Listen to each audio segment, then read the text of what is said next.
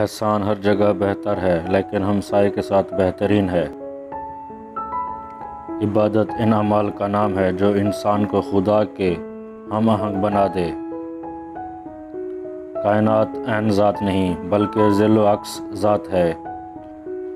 وقف کا مفہوم ہے فیصلہ ان اعمال کے متعلق۔ اللہ کا فیصلہ یہ ہے کہ انسان مختار ہے اور افعال اس کی مرضی سے سرزد ہوتے ہیں۔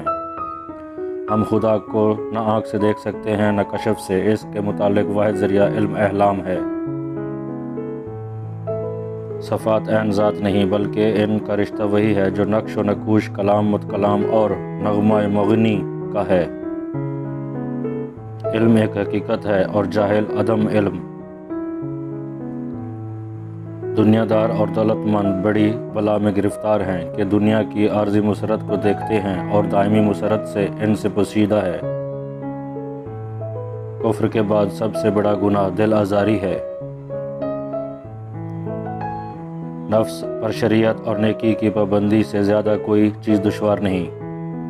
دنیا میں آرام خواہ بے وقوف اور عقل سے دور ہیں۔ متکبروں کے ساتھ تکبر کرنا صدقہ ہے۔ بچوں پر پیار آنا اللہ تعالیٰ کی رحمت کا نشان ہے۔ آخرت کا کام آج کر دنیا کا کل پر چھوڑ گے۔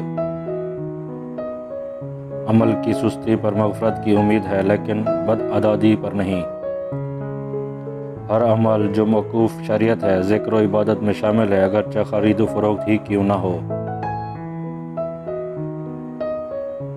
اس غرض کو مٹا دینا جو کفار کے ساتھ وابستہ ہے کمال دین ہے۔